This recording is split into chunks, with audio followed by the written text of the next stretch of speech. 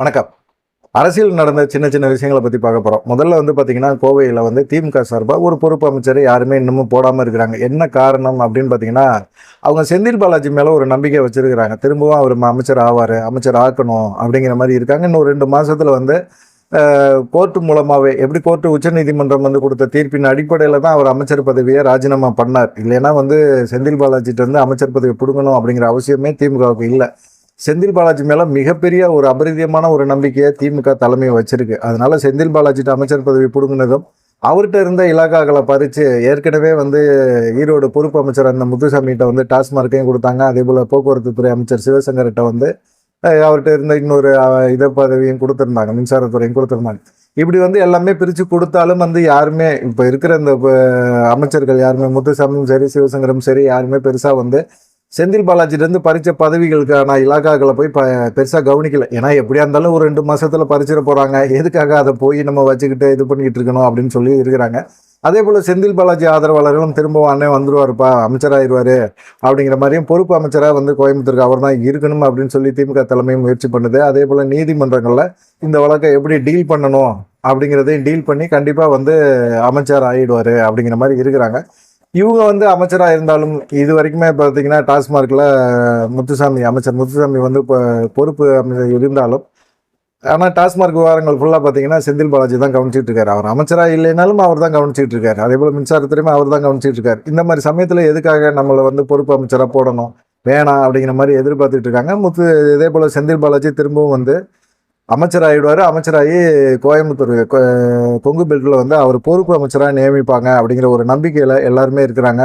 அதனால திமுக தலைமையும் யாரையுமே இது வரைக்குமே பொறுப்பு அமைச்சராக போடலை, அதனால தான் போடலை அப்படின்னு சொல்கிறாங்க. செந்தில் பாலாஜிட்டேருந்து அமைச்சர் பதவியை பிடுங்கினது திமுக தலைமைக்கு சுத்தமாகவே பிடிக்கல. ஆனால் பொன்முடியிட்டேருந்து அமைச்சர் பதவியை பிடுங்கினது திமுக தலைமை வரவேற்கிறாங்க. கட்சியில் சீனியர்கள் ஒரு டார்ச்சர் மிகப்பெரிய அளவில் இருக்குது. அந்த சீனியரோட டார்ச்சரை குறைக்கணும் அப்படின்னம்னா கண்டிப்பாக அவங்களுடைய அமைச்சர் பதவியை பிடுங்கிடணும். இந்த தடவை சட்டமன்ற தேர்தலில் எம்எல்ஏ பதவி கூட அவங்களுக்கு கொடுக்கக்கூடாது, எம்எல்ஏ சீட்டு கூட அவங்களுக்கு கொடுக்கக்கூடாது அப்படிங்கிற ஒரு எண்ணத்தில் இளைஞர்களுக்கு யங்ஸ்டர்களுக்காக கொடுத்து உதயநிதியை ஒரு செல்வாக்காக கொண்டு போய் நிப்பாட்டணும் அப்படிங்கிறதுல முதலமைச்சர் தெளிவாக இருக்கிறாரு அப்படிங்கிற மாதிரி சொல்கிறாங்க. ரெண்டாவது மிக முக்கியமான ஒரு விஷயம் என்னன்னா, கனிம வளத்துறையை துரைமுருகன்ட்டு பிடுங்கின பிறகு அவருக்கு ஒரே டென்ஷன் ஆகி போச்சு, பதட்டம் ஆயிட்டாரு. உடனே அப்போலோ ஹாஸ்பிட்டலில் கொண்டு போய் சேர்த்துட்டாங்க. அவர் உடல்நிலை சரியில்லை அப்படிங்கிற ஒரு காரணத்தை வச்சு தான் அவங்க என்ன செஞ்சாங்க, அவர்கிட்ட அமைச்சர் பதவியை பிடுங்கினாங்க. அது இல்லாமல் அந்த துறையில் சரியாக செயல்படலை, நிறைய முறைகேடுகள் நடக்குது, குற்றச்சாட்டுகள் அதிகமாக இருக்குது. இப்படி தான் கர்நாடகத்தில் ஜனார்தன் ரெட்டி அவர் மூலமாக பார்த்தீங்கன்னா இப்போ அவர் மூலமாக அமலாக்கத்துறை ரைடு பண்ணி 7 ஆண்டுகள் சிறை தண்டனை கொடுத்துருக்காங்க. எம்எல்ஏ பதவியும் பறிச்சுட்டாங்க. இப்போ கனிம வளத்துறையை அமலாக்கத்துறை கண்காணிச்சிக்கிட்டு இருக்கு. குறிப்பாக எடப்பாடி பழனிசாமி தரப்பு பாஜக மேலிடத்துல சொல்லியிருக்கிறாங்க. அப்படிங்கிற மாதிரி ஒரு எண்ணம் திமுக தலைமைக்கு இருக்கு. அதனால துரைமுருகன்ட்ட அந்த கனிம வளத்துறையை பிடிங்க சட்டத்துறையை கொண்டு போய் கொடுத்துட்டு சட்டத்துறை அமைச்சர் ரகுபதிகிட்ட கனிம வளத்துறையை கொடுத்துருக்குறாங்க. சரி, கனிம வளத்துறையை கொடுத்துருக்குறாங்க, என்ன காரணம் அப்படின்னு பார்த்தீங்கன்னா அதில் ரொம்ப மிகப்பெரிய ஒரு உள்நோக்கம் இருக்குது. என்னதான் திமுக கட்சியோட பொதுச்செயலாளராக துரைமுருகன் இருந்தாலும் எடப்பாடி பழனிசாமிக்கு சாதகமாக தான் அவர் செயல்பட்டு இருக்கிறாரு அப்படிங்கிற ஒரு குற்றச்சாட்டையும் திமுகவினர் வைக்கிறாங்க. ஏன்னா அவர்கிட்ட அமைச்சர் பதவியை கனிம வளத்துறை அமைச்சர் பதவியை பிடுங்கின பிறகு அதில் ஏகப்பட்ட முறைகேடுகள் நடந்திருக்கு அப்படிங்கிற ஒரு இதை சொல்கிறாங்க. குறிப்பாக பார்த்தீங்கன்னா 10 ஆண்டுகள் மட்டுமே லீஸ் கொடுக்கக்கூடிய குவாரிகளுக்கு இவர் துரைமுருகன் 30 வருஷம் கொடுத்துருக்கிறார். எப்படி கொடுக்க முடியும், எப்படி சாத்தியம் அப்படின்னு பார்த்தீங்கன்னா எல்லாமே அதிமுக காரங்க வாங்கியிருக்காங்க. ஏற்கனவே அதிமுக பில்ல யாரெல்லாம் இந்த குவாரி வச்சு நடத்துனாங்களோ அவங்களுக்கு தான். குறிப்பாக பார்த்தீங்கன்னா நம்ம கிருஷ்ணகிரியில் இருக்கிறார்ல கேபி முன்சாமி, அவரெல்லாம் எப்படி திமுக பில்லையும் குவாரி வச்சு நடத்திட்டு இருக்காரு, எல்லாம் துரைமுருகன் தான், ஜாதி பாசம் தான், துரைமுருகன் பண்ணுற டார்ச்சர் தான். அவர் என்னன்னா அவருக்கு பணம் மட்டும் போதும் அப்படிங்கிற ஒரு எண்ணம் தான், கட்சிக்காரனை வளர்க்கணுங்கிற எண்ணம் கிடையாது. எவன் பணத்தை கொடுக்குறான்னா அவனை வளர்த்து விட்டுறணும் அப்படிங்கிற மாதிரி தான். மணல் அப்படின்னாலும் இந்த தான் புதுக்கோட்டைக்காரங்க தான் அப்படிங்கிற ஒரு சூழ்நிலையை உருவாக்கிட்டார். எவன் பணம் கொடுத்தாலும் சரி போதும் அப்படிங்கிற மாதிரி எண்ணத்தில் தான் துரைமுருகன் செயல்பட்டார். இது திமுக தலைமைக்கு மிகப்பெரிய ஒரு குற்றச்சாட்டாக இருந்தது. எனக்கு கனிம வளத்துறை கொடுங்க அப்படின்னு கேட்டு தான் துரைமுருகன் வாங்கினார். கேட்டு வாங்கினவர் கட்சிக்காரனுக்கு எவனுக்குமே செய்யலை. எல்லாமே அதிமுக காரங்களுக்கு அப்படியே கண்டினியூ பண்ண சொல்லிட்டு அவர் காசு பணம் எல்லாமே கொடுக்க வச்சுட்டாரு. அவருக்கு தேவை கமிஷன், வாங்குற கமிஷன் எல்லாத்தையுமே இவரே மட்டும் வச்சுக்கிட்டாரு. ஏன்னா இவர் கலைஞர் காலத்துலேருந்து முதலமைச்சரோட அப்பா காலத்துலேருந்தே இவர் அமைச்சராக இருக்கிறாரு. அப்படிங்கிறனால முதலமைச்சர் பெருசாக கண்டுக்கல. கமிஷன் கிடைக்குது அப்படின்னா எப்படி அமைச்சர் செந்தில் பாலாஜி இருக்கும்போது எவ்வளோ கொண்டு போய் கொட்டுவார். அதே போல் இவர் துறையும் கனிம வளத்துறை மிக முக்கியமான துறை, அதில் எவ்வளோ அமௌண்ட் கிடைக்கும். அந்த இதெல்லாம் வந்து கமிஷன்லாம் வந்து திமுக தலைமை கொடுக்கணுமா வேணாமா? கொடுக்கவே இல்லை. அதனால தான் மாற்றி விட்டாங்க. சரி மாற்றினாங்க. மாற்றின பிறகு இப்போ ஏன் மாற்றினாங்க அப்படின்னு பார்த்தீங்கன்னா, இப்போ தேர்தல் வரப்போகுது. அங்கே பணம் செலவழிக்கணும், ஓட்டு காசு கொடுக்கணும், ஏகப்பட்ட செலவு பண்ணணும். அப்படிப்பட்ட ஒரு சூழ்நிலையில் இந்த பணத்தெல்லாம் எந்த துறை செழிப்பமாக இருக்கோ அந்த துறை மூலமாக அந்தந்த மாவட்டங்களை சம்பாதிக்கிற காசை அங்கங்கே பதுக்கி வைக்கணும். ஏன்னா தேர்தல் சமயத்தில் பணப்பட்டுவாடா பண்ண முடியாது. அப்படி பண்ணோம்னா மிகப்பெரிய ஒரு பஞ்சாயத்து ஆகிடும் அப்படிங்கிறது அவங்களுக்கு எல்லாத்துக்குமே தெரியும். அதனால வந்து பணப்பட்டுவாடாவை இப்பயே வந்து அந்தந்த மாவட்டத்தில் சேமித்து வச்சிருங்க அப்படிங்கிற மாதிரி முதலமைச்சர் சொல்லிட்டாங்க. சொன்னனால இப்போ வந்து துறையை மாற்றி விட்டுட்டாங்கோ அப்படிங்கிற மாதிரி இருக்குது. சரி, இப்போ வந்து துரைமுருகன்ட்ட இருந்து கனிம வளத்துறையை பிடிங்கியாச்சு. அதுக்கப்புறமா என்ன, அதில் வந்து உயர் அதிகாரிகள் இருக்காங்கல்ல, அந்த துறை சார்ந்த அதிகாரிகள் இவங்க வந்து துரைமுருகனுக்கு வந்து ஜால்ரா போட்டிருக்காங்க. துரைமுருகன் சொல்கிறத கேட்டிருக்காங்க. இது வந்து திமுக தலைமைக்கு தெரியாமல் இவங்க பண்ணியிருக்கிறாங்க. எப்படி 30 வருஷம்லாம் குவாரியை வந்து லீஸு கூட முடியும் அப்படிங்கிற ஒரு எண்ணத்தில் அவங்க மேலே ஒரு நடவடிக்கை கண்டிப்பாக இருக்குது. அவங்களையெல்லாம் வந்து மாற்ற போகிறாங்க அப்படிங்கிற மாதிரி ஒரு இதில் சொல்ல ஆரம்பிச்சிட்டாங்க. சரி, இதை விட்டுருவோம். இப்போ சட்டமன்ற கூட்டத்தோட நடந்துச்சு. சட்டமன்ற கூட்டத்தோட எதிர்க்கட்சி தலைவர் எடப்பாடி பழனிசாமி என்ன பேசியிருக்கணும்? ஏகப்பட்ட விஷயங்கள் பேசினார். சட்டம் ஒழுங்கு கெட்டு போச்சு, கொலை தமிழ்நாட்டில் அதிகரிச்சிருச்சு, பெண்களுக்கு வந்து ஒரு பாதுகாப்பே இல்லை அப்படிங்கிற மாதிரிலாம் அவர் பேசினார். எங்கேயாவது கனிம வள கொள்ளை நடந்திருக்கு அப்படின்னு சொல்லி சட்டமன்ற கூட்டத்தொடரில் எடப்பாடி பழனிசாமி பேசியிருக்காரா?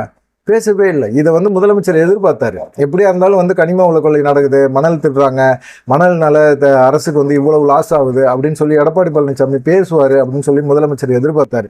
ஆனால் பேசவே இல்லை. அப்புறமா தான் ஏன் பேசலை, எதுக்காக பேசலை அப்படின்னு பார்த்து அங்கேருந்து நோண்டி எடுத்தா எல்லாமே பார்த்தீங்கன்னா எடப்பாடியோட ஆதரவாளர்கள் தான் மணல் குவாரிகளை எல்லாமே அதிக அளவில் எடுத்துருக்கிறாங்க. மணலில் வந்து எடுத்து நடத்துறதும் வந்து பார்த்தீங்கன்னா எடப்பாடியோட ஆதரவாளர்கள். அப்படிப்பட்ட ஒரு சூழ்நிலையில் எப்படி வந்து அவங்க வந்து சட்டமன்றத்தில் எடப்பாடி பழனிசாமி கேள்வி கேட்பாரு அப்படிங்கிற ஒரு எண்ணம் எல்லாத்துக்குமே வந்தது. இதெல்லாம் பார்த்துட்டு தான் அவர் என்ன செஞ்சுட்டாங்க, துரைமுருகன்ட்ட இருந்து அமைச்சர் பதவியை பிடுங்கிட்டாங்க அப்படிங்கிற மாதிரி சொல்கிறாங்க. இது வந்து எடப்பாடி பழனிசாமிக்கு மிகப்பெரிய ஒரு அதிர்ச்சி அப்படிங்கிற மாதிரி. தேர்தல் சமயத்தில் இதை நம்பி தான் அவரும் இருக்கிறாரு. அவங்க ஆட்கள் எல்லாத்துக்குமே இப்போ வந்து குவாரிகள் எல்லாம் பிடுங்க போகிறாங்க அப்படின்னு சொல்லும்போது அவரால் என்ன பண்ண முடியும், இனிமே தான் பேச ஆரம்பிப்பார் அப்படிங்கிற மாதிரி எல்லாருமே சொல்கிறாங்க. பார்க்கலாம் என்ன நடக்கும் அப்படின்னு சொல்லிட்டு. மூணாவது வந்து என்னன்னு பார்த்தீங்கன்னா, எடப்பாடி பழனிசாமி பூத்து கமிட்டி அமைங்கப்பா அப்படின்னு சொல்கிறாரு. என்ன பூத்து கமிட்டி அமைக்கிறது, என்ன பண்ணுறது? பூத்து கமிட்டி அமைச்சிருங்க, பூத்து கமிட்டி அமைங்க, ஏன் இப்படி பண்ணிகிட்டே இருக்கீங்கன்னு கடந்த பல மாதமாக சொல்லிக்கிட்டு இருக்காரு. இப்போ ஒரு வருஷமாக பார்த்தீங்கன்னா பூத்து கமிட்டி அமைங்க, ஒரு பூத்து கமிட்டிக்கு 9 பேர் இருக்கணும், அந்த ஏரியாவை தெரிஞ்சவங்களாக இருக்கணும், இளைஞர்களாக இருக்கணும், இளம்பெண்களுக்கு அதிக வாய்ப்பை கொடுங்க அப்படிங்கிற மாதிரிலாம் இவர் சொல்லிக்கிட்டே இருக்கிறாரு. சொன்னாலும் பார்த்தீங்கன்னா எந்த மாவட்ட செயலரும் பெருசாக பூத்து கமிட்டியில் ஒரு கவனம் செலுத்தவில்லை. சமீபத்தில் கூட மாவட்ட செயலர் கூட்டம் போட்டார். அந்த கூட்டத்தில் கூட பூத் கமிட்டி அமைச்சிங்களா, என்ன பண்ணீங்க, ஏன் எனக்கு கொடுக்கவே மாட்டேங்க, லிஸ்ட்டை கொடுங்க, நம்பரை கொடுங்க, நான் வந்து திடீர்னு ஏதோ ஒரு ரேண்டமாக ஒரு நம்பரை எடுத்து நான் பேசுவேன் அப்படிங்கிற மாதிரிலாம் என்னென்னமோ சொல்லி பார்க்குறாரு. யாருமே பெருசாக மதிக்கவே இல்லை. ஏன்னா எடப்பாடி பழனிசாமி தலைமை வந்து பெருசாக யாருமே ஏற்றுக்கல. மாவட்ட செயலர்களுக்கு காசு தராரு, எம்எல்ஏகளுக்கு காசு தராரு. இந்த மாதிரி நிர்வாகிகள் வட்டச்செயலர்லேருந்து வட்ட பிரதிநிதி வரைக்கும் இருக்கிற நிர்வாகிகளுக்கெல்லாம் பெருசாக வந்து மாநகரங்களில் எதுவுமே கொடுக்கறதில்ல. அப்படி கொடுக்காத போது எப்படி அவங்க இறங்கி வேலை பார்ப்பாங்க? அது இல்லாமல் பூத் கமிட்டி அப்படின்னு அமைச்சா ஒரு பூத் கமிட்டியில் இறங்கி செயல்படணும் அப்படின்னம்னா அவங்களுக்கு ஏதாவது காசு கொடுத்தாகணும். எல்லாம் வேலைக்கு போகிற நபர்களாக இருப்பாங்க, இல்லை படிக்கிற நபர்களாக இருப்பாங்க. அவங்களுக்குன்னு ஏதாவது செலவுக்குன்னு காசு கொடுத்தே ஆகணும். அப்படின்னு பார்த்தீங்கன்னா ஒரு மாதத்துக்கு 1.5 லட்ச ரூபா வந்து ஒரு பூத் கமிட்டிக்கு தேவைப்படும். இதை யார் கொடுப்பா பூத் கமிட்டிக்கு? அந்தந்த வட்டச்செயலர் இறங்கி செய்யணுமா? இப்போ 1.5 லட்ச ரூபா மாதம் வந்து செலவு பண்ண முடியுமா அப்படிங்கிற ஒரு கேள்வியை கேட்குறாங்க. ஒரு மாவட்ட செயலர் வந்து பூத் கமிட்டி அமைக்கிற வட்டச்செயலர்களுக்கு கொடுக்கட்டும், கிராமங்களும் சரி ஒன்றிய செயலர்கள் கொடுக்கட்டும். யாருக்காவது கொடுத்துக்கிட்டே இருக்கணும்ல. பணம் கொடுத்தா தானே பூத் கமிட்டிக்கு ஆள் சேர்க்க முடியும். ஒருத்தவங்களும் வேலைக்கு போகிறவங்க அவங்களுடைய ஒரு நாள் சம்பளம் இல்லை அப்படின்னா அவங்க என்ன செய்யணும்? பூத் கமிட்டியில் இறங்கி மக்களை சந்தித்து அதிமுகவை பற்றி பெருமையாக பேசணும் அப்படின்னம்னா அவங்க தேவைக்கான செலவை கொடுத்து தான் ஆகணும். ஒரு நாளைக்கு 500 ரூபா தேவைப்படும். அவங்க கையில் ஒரு 500 ரூபாய் கொடுத்தா அவங்க சந்தோஷமாக வேலை பார்ப்பாங்க. ரெண்டாவது அவங்க சுற்றி அலைஞ்சு கிளைஞ்சு மக்களை போய் சந்தித்து பேசணும் அப்படின்னம்னா அவங்களுக்கு டீ காபி செலவு இருக்குது, சாப்பாடு செலவு இருக்குது. கண்டிப்பாக அவங்களுக்கு அதெல்லாம் செஞ்சு தான் ஆகணும். அப்படி செய்யலை அப்படின்னா எப்படி வந்து அதை ஏற்றுக்க முடியும் அப்படிங்கிற ஒரு கேள்வியை வந்து எல்லாருமே சொல்கிறாங்க எடப்பாடி பழனிசாமிகிட்ட. எடப்பாடி பழனிசாமிகிட்ட எங்கே டைரெக்டாக சொல்கிறது? எடப்பாடி பழனிசாமி எங்கே கேட்க போகிறாரு? அப்படிப்பட்ட ஒரு சூழ்நிலையில் எடப்பாடி பழனிசாமி பூத்து கமிட்டியை அமைக்க முடியல அப்படிங்கிறது மாவட்ட செயலரோட குற்றச்சாட்டாக இருக்குது. ஆனால் இவர் என்ன சொல்கிறாரு? சேலம் மாடலை பாருங்கள், சேலம் மாவட்டத்தில் எவ்வளோ பெரிய நாங்கள் செயல்பட்டுருக்கோம் பார்த்தீங்களா, பூத்து கமிட்டி அமைச்சு பயங்கரமாக செயல்பட்டுருக்கோம். அப்படின்னா நீங்கள் உங்கள் சொந்த மாவட்டத்தில் நீங்கள் பணத்தை தனியாக இறக்கிறீங்க, சேலம் இளங்கோன்னு இறக்கிறாரு. அதே போல் எல்லா மாவட்டத்திலையும் இறைக்கணுங்க. இறைச்சாதான் பூத்து கமிட்டி அமைக்க முடியும். இளம்பெண்களை கூட்டிகிட்டு வாங்கன்னா எந்த பெண் வந்து நிற்கிது அதிமுகவுக்காக?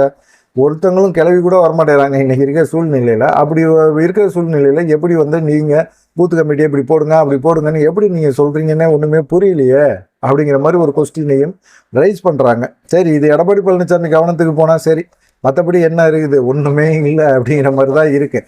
சரி, இப்போ வந்து அடுத்து ஒரு விஷயம், மிக முக்கியமான விஷயம் பார்த்தீங்கன்னா என்னன்னு கேட்டிங்கன்னா, விடுதலை சிறுத்தைகள் கட்சியோட ஒரு கூட்டம் நடந்துச்சு. அந்த கூட்டத்தில் வந்து பேசின ஒரு திமுகவை சேர்ந்த எல்லாமே வந்து பேசினாங்க. எப்படி பேசினாங்க அப்படின்னா, அங்கீகாரம், தேர்தல் அங்கீகாரம் கிடைச்சிது அப்படிங்கிற மாதிரி ஒரு இது பேசினாங்க. அந்த இதில் வந்து பார்த்தீங்கன்னா திமுக சார்பாக கலந்துக்கிட்ட ஒரு கவிஞர் காசி முத்துமாணிக்கம் அப்படிங்கிறவர், அவர் பேசும்போது வந்து நாங்கள் வந்து திமுக சார்பாக பார்த்தீங்கன்னா 2019 24 எம்பிகள் மட்டும்தான் கிடச்சிது. மீதியை வந்து பார்த்தீங்கன்னா விடுதலை சிறுத்தைகளுக்கு 2 எம்பிகள் கொடுத்தாங்க. அதுலேயும் பார்த்தீங்கன்னா ரவிக்குமார் வந்து உதயசூரன் சின்னத்தில் நின்று ஜெயிச்சாரு. அதனால வந்து ஒன்றுமே கிடைக்கல. இந்த முறை பார்த்தீங்கன்னா நாங்கள் வந்து பானை சின்னத்தில் வந்து விடுதலை சிறுத்தைகள் நிற்கணும் அப்படின்னு சொல்லும்போது ரிஸ்க் தான், திமுக பொறுத்த வரைக்கும் ரிஸ்க் தான். ஆனால் திமுக தலைமை ரஸ்க்கு சாப்பிட்ற மாதிரி ஓகே அப்படின்னு சொல்லிட்டு விடுதலை சிறுத்தைகள் கட்சி வெற்றி பெறுறதுக்கு மிக முனைப்பாக செயல்பட்டாங்க. விடுதலை சிறுத்தைகள் கட்சிக்காரங்களும் திமுக வந்து வெற்றி பெறுறதுக்கு மிக முனைப்பாக செயல்பட்டாங்க. திமுக வந்து வெற்றி பெற்றதுக்கு, இது விடுதலை சிறுத்தைகள் கட்சி 2 தொகுதிகளில் வெற்றி பெற்றதுக்கு மிக முக்கியமான காரணம் திமுக தான்.